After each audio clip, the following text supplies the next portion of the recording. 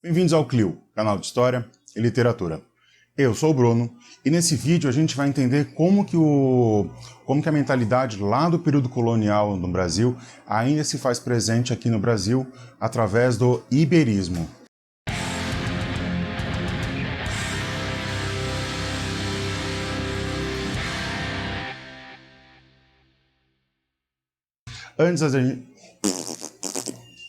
Antes da gente começar, eu já queria pedir para você deixar o seu like aqui no vídeo, de compartilhar ele, de se inscrever no canal, ativar o sininho, toda aquela coisa boa, linda que vocês já sabem que tem que fazer. Outra coisa é vocês darem uma olhada lá na nossa campanha de financiamento do Catarse, onde ajuda a gente aqui a manter esse projeto que é o Clio.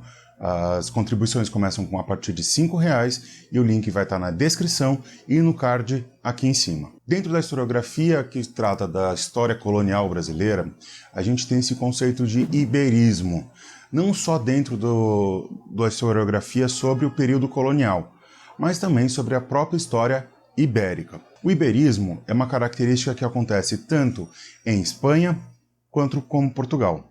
Acho que por motivos meio óbvios, né? Afinal, esses dois países ficam na Península Ibérica. O conceito de iberismo é o conceito basicamente de clientelismo e também é um conceito onde o trabalho não é valorizado. Mas qualquer tipo de trabalho?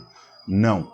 Principalmente o trabalho manual, ou seja, o trabalho braçal, diferente do trabalho intelectual e do trabalho imaginativo. Isso surge porque tradicionalmente, tanto em Portugal quanto em Espanha, durante todo o período do absolutismo e depois até do absolutismo, enquanto houve uma forma não constitucional de monarquia, você tinha que, para provar que você era nobre, você tinha que provar que você não tinha o chamado defeito mecânico. O defeito mecânico é provar que a sua família, até 6 gerações anteriores, ninguém era camponês e ninguém trabalhava com as mãos. Ou seja, não era camponês, nem artesão. Com isso, você cria uma cultura de ócio na sociedade de cortes, tanto em Portugal quanto em Espanha. E assim, a gente tem uma valorização exacerbada do trabalho intelectual. Essa é uma característica que os portugueses trouxeram aqui para nós quando eles começaram a colonizar o Brasil, e isso se prolongou após a nossa emancipação política de Portugal. Usando aqui o conceito que o Fernand Braudel já adota no Mediterrâneo e o Le Goff usa durante praticamente toda a sua obra, que é a longa duração, ou longue durée em francês, para me exibir um pouco, a gente tem aqui, então, como que um conceito histórico ele pode ser longitudinal ao longo do tempo.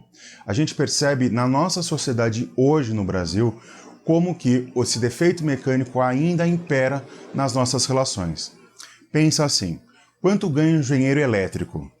Agora, quanto ganha um eletricista? Sem o trabalho de um, não há o trabalho do outro. E isso vale dos dois lados. E por que um é tão valorizado e o outro não? Por que você, quando faz um curso superior, e até a palavra curso superior, você se torna uma pessoa diferente na sociedade? Até pouco tempo atrás, existia prisão especial para quem tinha curso superior. Por quê? A gente também percebe como que as universidades, principalmente aquelas públicas e federais, você cria muito mais teóricos e acadêmicos daquela área do que necessariamente profissionais. Por outro lado, o ensino de caráter técnico é totalmente destinado a quem? Aos pobres.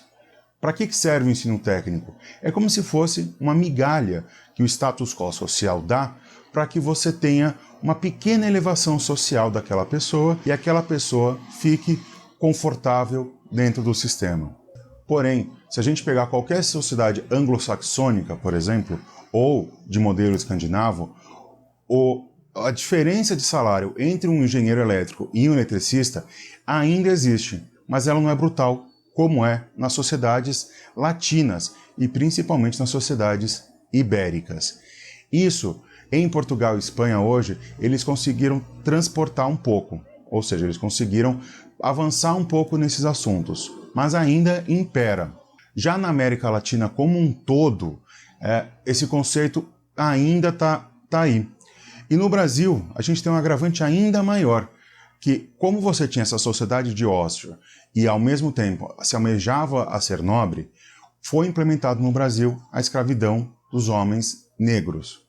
Ou seja, quem fazia o trabalho eram escravizados, não eram homens livres. E com isso você cria uma relação que o trabalho é um serviço, ou seja, o trabalhador ele passa a ser um serviçal. Dessa forma, a gente tem o pior tipo de relação pessoal entre quem tem o capital e quem tem a mão de obra. Que além da exploração que é inerente a essa relação, você tem uma relação de opressão mental. Ou seja, você quando tem uma empregada, você quando tem uma babá, você quando tem um pedreiro, ou qualquer tipo de pessoas que prestam um serviço para você, você ainda trata ele aos moldes escravocratas. Dizer que a escravidão no Brasil acaba em 7 de abril de 1888 é mais ou menos uma verdade, porque a mentalidade escravocrata, a mentalidade onde há uma separação e uma cisão de convivência e de mentalidade entre patrões e empregados, ainda impera.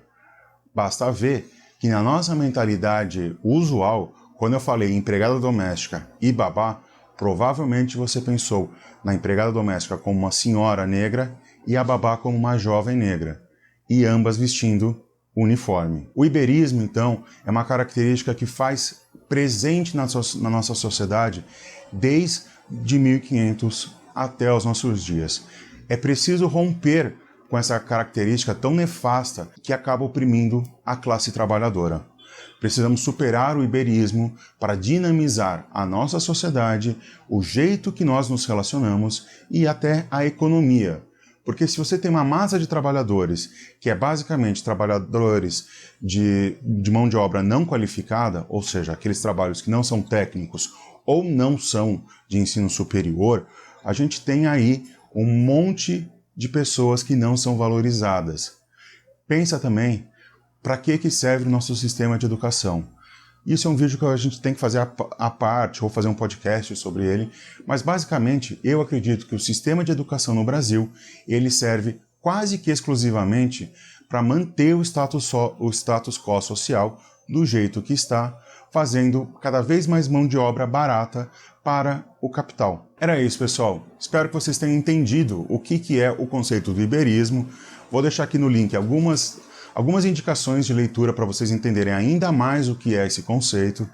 Diz aqui nos comentários o que vocês acham do iberismo, se vocês já concordam com ele, se não concordam, se acham que a gente vive ainda dentro dessa lógica ibérica de relação entre trabalho e capital, ou se a mentalidade escravocrata realmente ela foi eliminada das nossas relações de trabalho, ou se elas ainda vêm.